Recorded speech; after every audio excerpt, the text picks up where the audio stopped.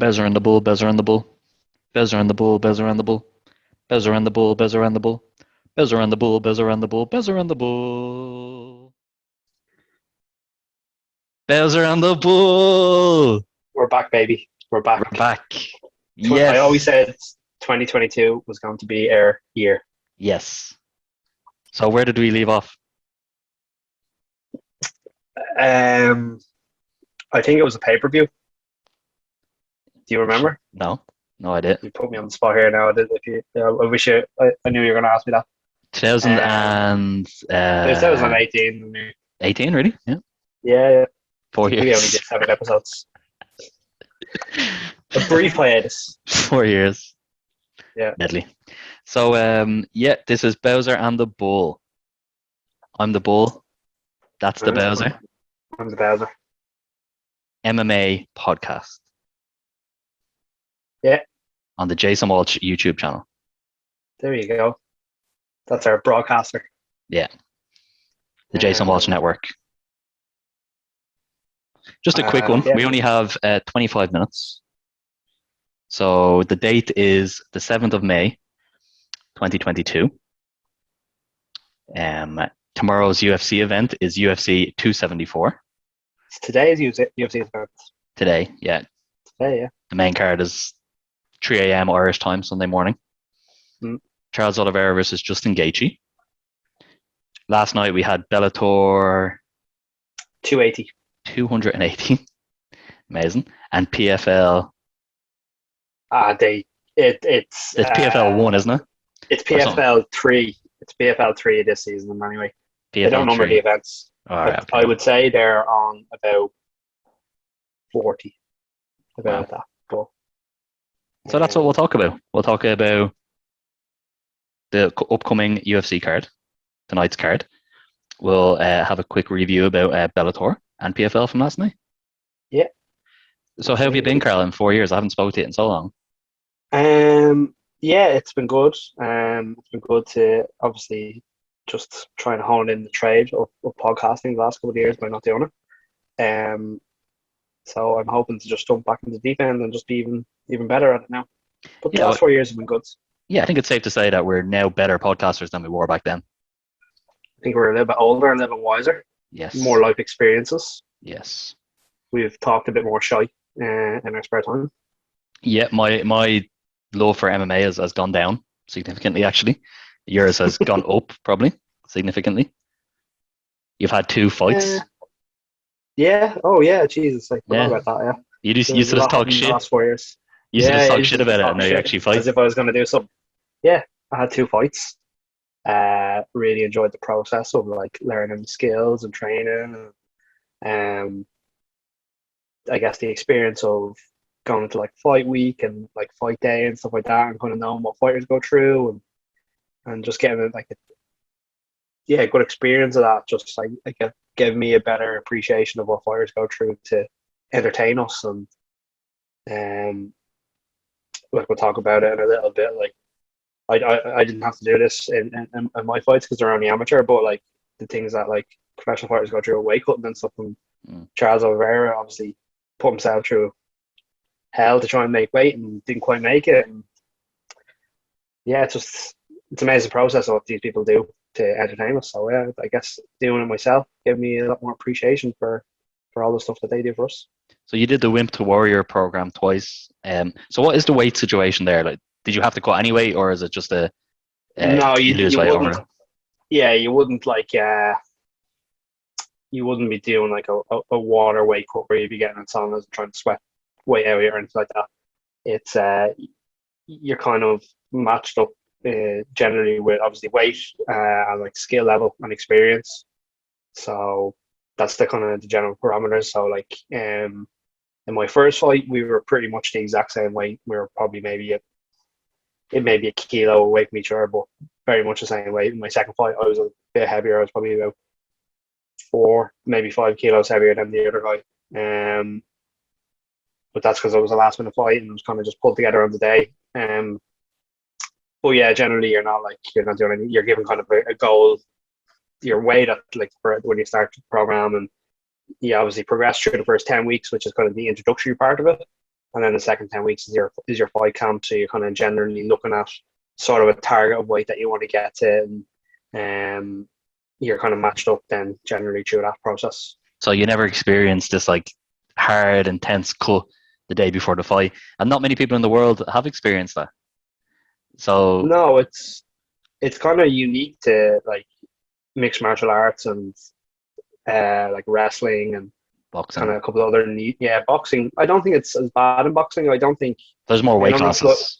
yeah, there's a lot more weight classes as you said there. Yeah, so there's not a need to deplete yourself and to try and get down to your absolute lowest because there's only 11 divisions. Or no, there's less divisions. There's 11 divisions in the UFC, but there's four of them women, so there's only oh no nine. There's nine, 13 in total, nine men. I think it is. So there's not a lot of divisions. I think in boxing there's like 15 or 16 divisions, so there's just so much more opportunities, obviously, to win belts and get bigger paydays and stuff like that. So it has to happen in MMA. The reason we're talking about this is because Charles Oliveira, the UFC lightweight champion. Now, first of all, I think it's amazing that he is the lightweight champion. I remember watching him way back in the day, and he'd win one, he'd lose two, he'd win two, he'd lose two. He was so inconsistent, and I was so proud of him when he won the belt. He seems to have just gotten better and better as well as the years have gone on, especially in the past 2 years. But anyways, he missed weight. So he came in at 155.5. To be able to defend his belt, he needed to be 155 on the button. Justin Gaethje was 155 on the button, his opponent. What do you think about that, Carl? Like, why, like, 0.5 in the difference and he loses his belt? Oh, I should have mentioned that. He got stripped of the belt as well. So tonight's fight is still going ahead. As of right now, Charles is still the UFC champion. But as soon as the bell rings, he'll no longer be the champion, and only Justin can win the title in the fight. So just in general, Carl, what do you think about this whole situation? I really feel for Charles Oliveira. I think Justin still has the same opportunity, because he can still win the belt if he wins. Um, so I think a lot of people are like, "Oh, it's bad on Justin," but I think Justin has the exact same opportunity. So I think you can kind of put Justin to the side.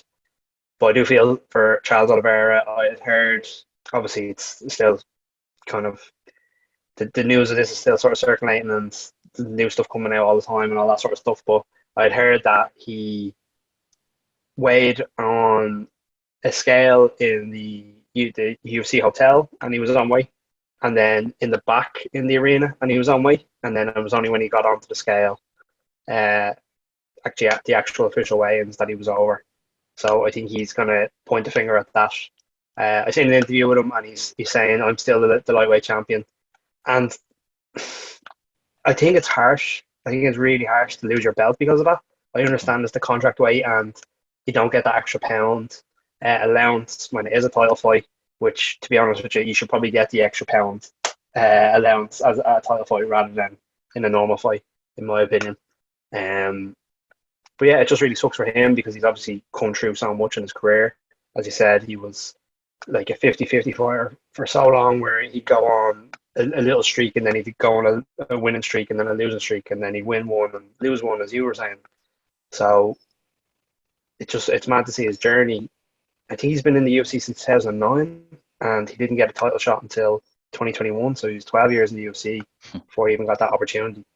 And he's still only in his early 30s. So like I think he was 19 or 20 when he got to the UFC. So he's obviously grown up there, and you can see with the skill set he has now, he's so well rounded.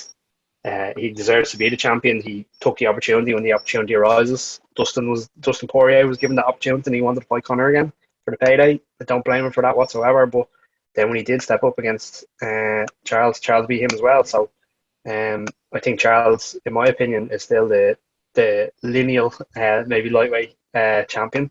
Mm. But yeah, I feel for him in this situation, because it seems that it's just a bit harsh, I think.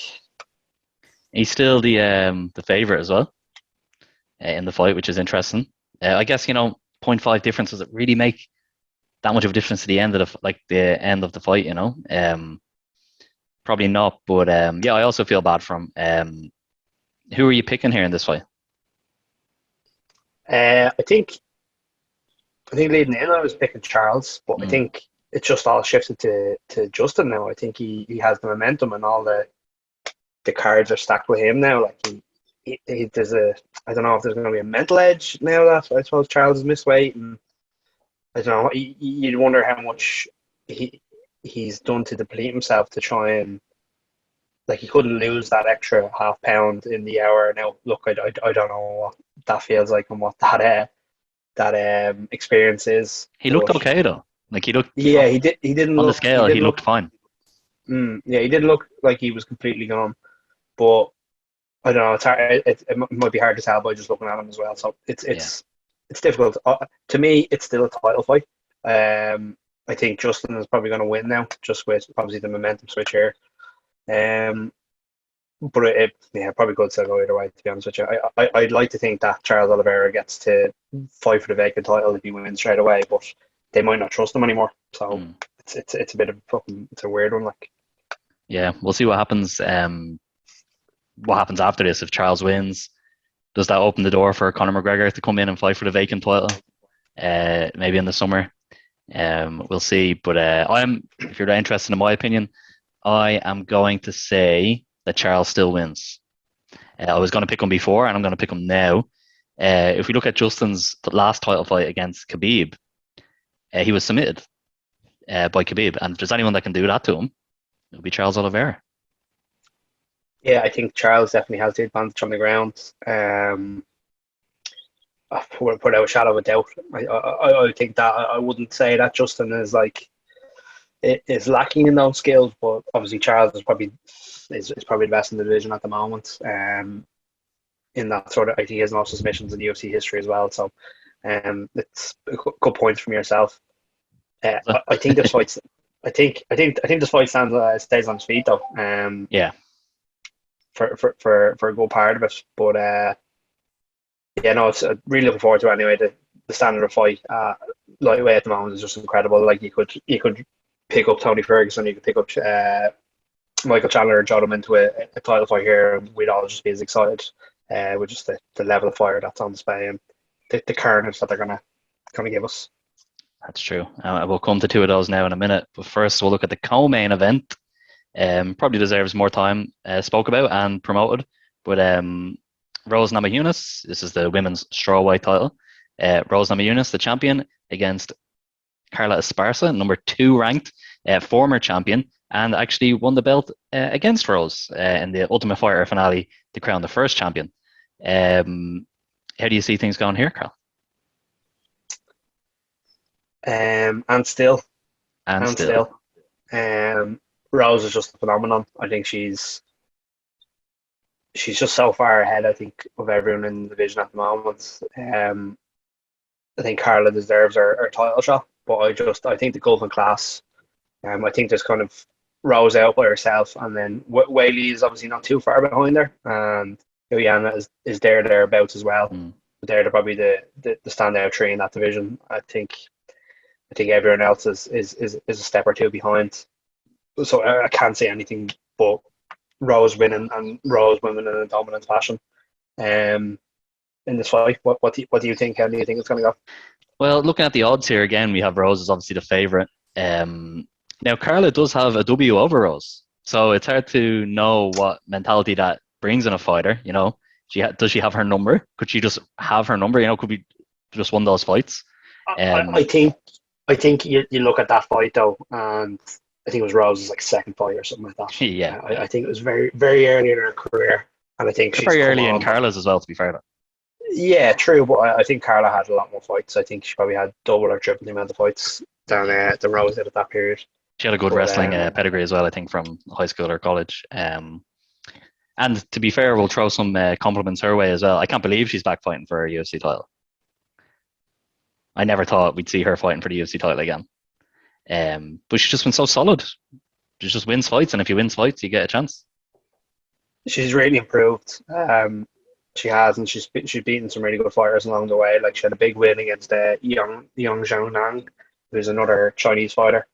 And it looked like she was going to kind of be the one to ascend out of the pack and kind of break into kind of top three of the strawweight women's division, but Carla beat her. Carla um, beat her well, so she deserves the shot, and it'll be interesting to see what happens then later on in the year with Whaley and Joanna going at it again, and see who the winner of this is, because that's going to be another brilliant fight in what's probably the best women's division out there. Strawweight, I think it's the division where the most competitive fights are happening at the top. Just obviously the other divisions have been so dominant, and we've seen Amanda lose her title, obviously, but I'd favour her probably in a rematch with Penne. But yeah, no, the strawweight women's division is probably the best women's division we have. Yeah, I think it's been that way for a while too. So yeah, really looking forward to that one. As we move further down the card, this was probably the most talked about fight during the fight week until what happened yesterday with Charles.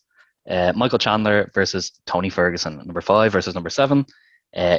Michael Chandler, big favor here over Tony. Tony coming off a few losses, a few dominating losses as well. Chandler was in and around the title there and fought Oliveira and was stopped. Potential fight of the night contender here, potential domination by Michael Chandler, potential upset by Tony Ferguson. Just the reason that it was most talked about during the week was Tony Ferguson calling Dana White and the UFC out about fighter pay, about fighter insurance, about the inability of UFC fighters to go and compete in other promotions or other sports. And obviously, he's just been having a bit of a rough time in his personal life too over the past few years. But Carl, the fight, what do you think? The personalities, what do you think? The fight is chaos at its highest form. Like I'm so looking forward to seeing this fight. Probably the most on the card. There's actually another really good lightweight fight on this card. But this is probably the best of the three in terms of just what we're going to see. I think Tony's just going to go blood and guts as he always does. I don't know how long he's going to last in this fight, to be quite honest with you, because I think Chandler is just going to. I think he's a Ferrari. Like he's just finely tuned in everything that he does. Like his skill set is so solid. And Tony has just progressively looked like older and slower, and it's been it was a sad fall from grace where we were obviously looking at him going with Khabib only 3 years ago, 2 years ago, because it was just before the pandemic. And he ended up fighting Justin Gaethje for the interim title, and that was kind of the first kind of slip in his career, being at the top. I think he was 14 fight win streak before going into that Gaethje title fight, and Gaethje took a soul. Like he just beat him for 5 rounds, and then Tony goes and loses to Charles Oliveira, and then also to Bernil Dariush. He just progressively looked just not the same person anymore. He's had a bit of time off now, so it'll be interesting, and he seems really, really up for this fight. So I don't know, maybe he has a chance, but I'm picking Chandler all day here. But the mentality from Ferguson to be able to come back from what were 3 very dominant losses, like his arm was ripped apart by Charles Oliveira and he didn't tap. He's no quitting him whatsoever. Even when Gaethje TKO'd him, he was still on his feet and he was still willing to fight, but he just had nothing left in him. So I don't know. I think we're coming to the end of the story for Tony Ferguson, sadly, but I think we'll get an exciting fight out of him tonight. I just don't want to see him take too much damage. Yeah, what do you reckon? Well, just like yourself, the majority of people are picking Chandler here, and that is the safe bet. I haven't seen anything from Tony in the past couple of years to suggest that he can win this kind of fight again. But he's a bit of a madman, so this is the fight game, and he's very good boxing, and Chandler has been shown to get hurt, so it could happen. But yeah, but to be fair, I'm maybe picking this for fight of the night contender, so we might get something nice out of it. But yeah, I'm also afraid that there could just be a domination here. But yeah, we'll tune in to find out. Moving further down the card again, we have a legend here, Mauricio Shogun Hua. He's the underdog, former light heavyweight champion, taking on Ovince St. Preux. They fought previously. St. Preux knocked Shogun out in his native Brazil. Um, yeah, this is one of those fights where it happens every now and again with two kind of neither of these people are going to fight for the championship again, you would think. And they have some history. We get to see a legend fight one more time at least. What are you thinking about this, Carl? Anything of note to say? I think it's remarkable that Shogun Rua is still fighting at the highest level. He's in his early 40s now, and he's just fighting ranked fighter after ranked fighter after ranked fighter, and it's incredible. I'm pretty sure he's um won 4 of his last 5 or 4 of his last 6 as well. Yeah. So it's not as if he's not winning fights, and he's just doing enough every time to keep himself in the fight game. It's incredible. But as I said, absolute legend, and I'm sure he'll want to avenge the loss, especially losing his native Brazil. So I'd imagine he'd be very much up for this. But as the odds suggest, I think Open St. Preux he's probably just a couple of steps ahead of him in terms of he's that little bit younger, that little bit faster, hits that little bit harder. At this stage of their careers anyway, so I'd be going with Open St. Preux. Um, probably by a TKO. I wouldn't think he'd KO him like he did last time, but um, again, I don't want to see Shogun take too much damage. At this stage of his career, like it's obviously such a big risk for himself to be fighting, but he's still winning fights, so he still gets that opportunity to go in there. Yeah, I love Shogun, and I love how his shorts always roll up his legs when he's fighting. I don't know why it seems to be specific to him for some reason that happens. But I think this is a great card and main card for like fans like myself who were big fans a couple of years ago and are probably not so big anymore because you have the likes of Shogun and you have the likes of these next two people, Donald Cerrone and Joe Lozon. This is Who a could fight steal the show? yeah, this is another fight in I contender. This is a fight that maybe 4 or 5 years ago could have been a championship contenders fight. Pretty close. Lozon is the underdog, actually. I would be leaning more towards him. I think he's a fresher fighter, considering Cerrone has had a few more fights in recent times and has been defeated a few more times in recent times. What do you think about this, Carl? Apart from the fight of the night contender, possibly Cerrone's last fight. I don't know about Lozon, but it's one of the last fights of both of these guys' careers. Yeah, I feel like Cerrone's been telling us that he's been retiring for the last year or the last 2 years or something like that. Since he went on his last little run where it looked like he was going to get a title shot, and then obviously ran into Conor McGregor. Actually, I think he lost to Gaethje just before that as well, but he did put that little kind of run together. I'd be definitely siding with you. I think Joe Lozon will do enough to get the W in this fight, but I think it's a great scrap for the ages. Like they're two absolute legends of the sport who've been in the UFC for so long. Like it's mad to think like probably Charles Oliveira's been in the UFC just as long as these two guys, maybe a few years less, but these three guys, those two guys in particular have just been absolute legends of the sport and give us great fights over and over again. Yeah, they seem like two really nice guys as well. The MMA is filled with lots of nice people. It's the first fight of the main card as well, which is usually a bit of a barn burner to try and open the pay per view. So I mean, if you're putting a bet on what's going to be fight tonight, that's probably your favorite. But yeah, I can't wait for that one. Now, Carl, very quickly, just want to ask you about the prelims. Is there anything on the prelims that you think deserves a shout out? Randy Brown versus Chaos Williams is actually a potential fight tonight as well. Two extremely powerful, athletic, quick guys. It's a near pick 'em, so Yeah. I think that just shows that. But that'd be a fight. It's obviously the main event of the prelims for a reason, but that's a very good scrap.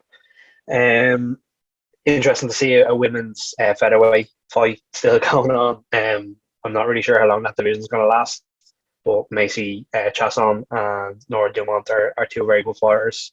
Even though it's obviously not a very deep division, but I suppose it's someone for Amanda to line up. I'm pretty sure their rankings 11 and 15 are from the bantamweight division as well. I'd imagine because I don't think there's 15 fighters in the featherweight division. but that's a good fight as well. And definitely the next guys, Brandon Royval versus Matt Schnell. That would be just fast pace, all action sort of fight. So I would say of the pick of the fights, I'd say that's actually Royval versus Schnell is probably the best of those prelims. Two top 10 flyweights fighting in the first fight of the main prelim show. Kind of shows what the general opinion of that division is, isn't it? But again, it's the first fight, so maybe they're thinking barn burner to open the prelims. Well, what I would say is that's a fairly stacked prelim card. Um, Francisco Chanalo versus Danny Hot Chocolate Roberts is also a very good fight, a pick and fight. So I think that would be a good scrap as well.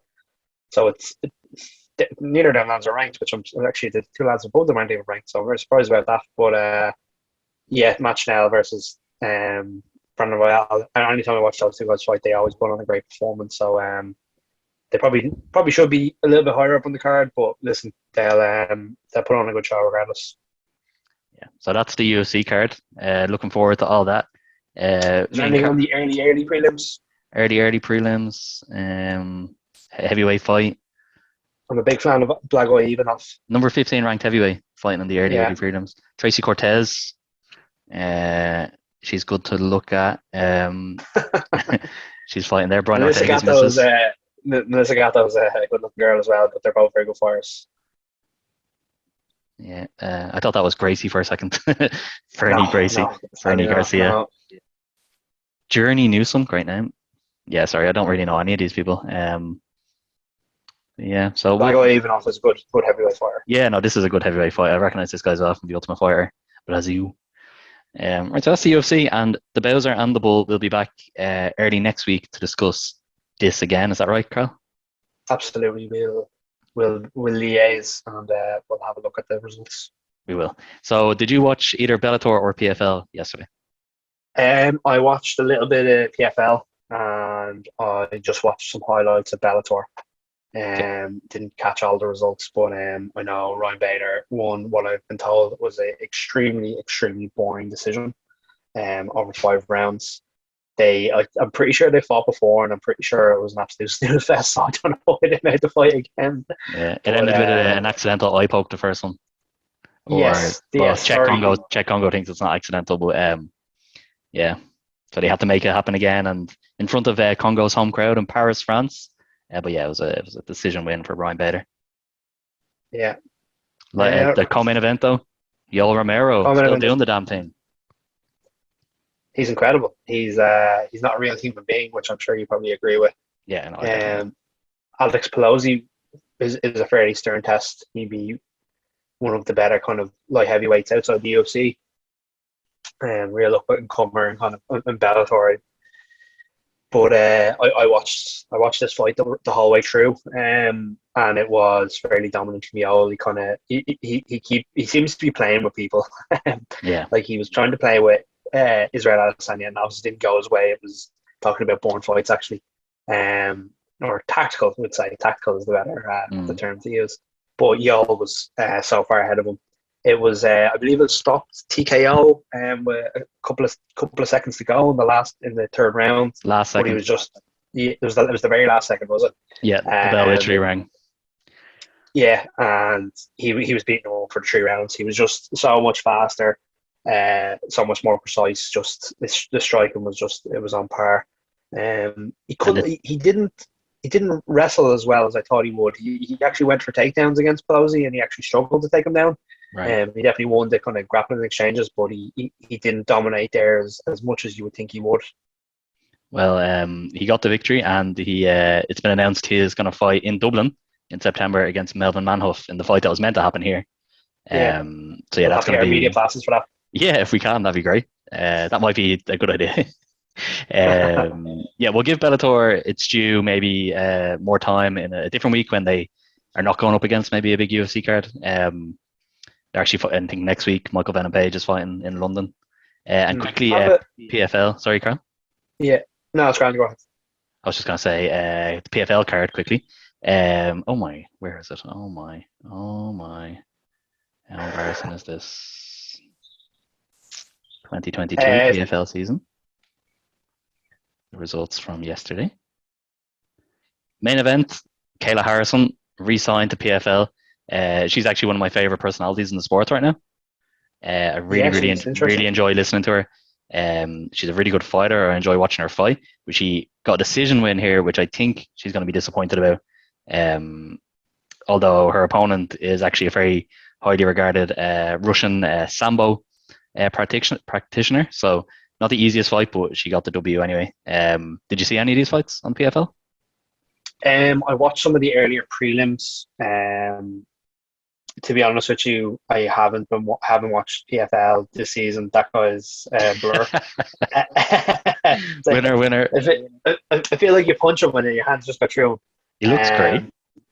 Yeah, that was the good. I think we were talking before, and I was saying that was a bit of a shock. Ray Cooper, I think he's the 2-time PFL champ. Did he lose his belt here? Do you know? No, so Yeah. it's you're a season champion. You're not a promotion champion. Right. So structurally, it's a little bit different. Now, he still will be marketed as the champion, but he'll be marketed as the 2021 champion. So it works a little bit differently. Now, this is obviously interesting. Pettis joined last season and had an absolute terrible time. Lost to Clay Cassius. What's his Clay Collard. Yeah. And was well beaten by Clay Collard. He's obviously coming up against our fellow Irishman here, Miles Price, biggest fight of Miles Price's career by a huge margin, biggest test of his career by a huge margin. And to be honest with you, I'd be looking at Pettis would have to really look at himself, I think, if he was to lose this fight. Mm-hmm. I think it was kind of stacked in his odds, but it's his first. I think it might be his first win in PFL. I think he got a win last year, so he'll be looking to cash that $1 million check at the end of the season. Triangle choke as well, which is nice to see. It's kind of thrown back to his earlier UFC days when he was doing that. He's so dangerous, and again, seems like a nice guy. So hoping the best for him going forward. Rory McDonald, again, speaking of nice guys. Yeah, lovely individual. We met him in Dublin before. Brett Cooper's probably another fairly decent fighter that's kind of fighting out outside the UFC the last few years. I think he might have got a couple of fights in the UFC and didn't do too well. But good win for Rory. He didn't even get to the final last year, I don't think. I think he lost in the semi-finals of the PFL, so he'll be another person that will feel like he has a lot to prove this season, because he would have been a huge favourite to actually win the title last year. And obviously Ray Cooper's lost his first fight, so there you go.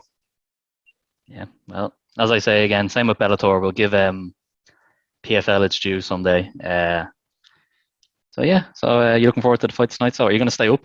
We're both in Dublin, so we're talking a 3 a.m. main card start here. Yeah, it's difficult. I'll see. I'll see if I feel like I can nap later on. I feel like I can nap later on, then I'll try and stay up as late as possible. But it's so difficult. I have it on record regardless, so I know if I fall asleep, I can kind of rewind it, or I can start it from the beginning or whatever. So the likelihood is I'll probably wake up in the morning and watch the main fights and watch some of the prelims tonight, because it's just so difficult to stay up till 5 o'clock in the morning when you're nearly 30. What are you going to do? How are you going to watch them? We'll see as well. I don't think I'll be up. Even if I did manage to stay up, I'd be asleep probably halfway through the main card. So probably watch it again tomorrow morning. I want to stay up. I want to, but I just can't. I'm just too old. Yeah, and the time is it's too late. So not going to happen. But we'll finish up here now, and we'll talk again during the week. We'll watch the fights and we'll talk about them, and hopefully something interesting happens. From the Bull, from the Bowser, I'm out. See ya. Bye.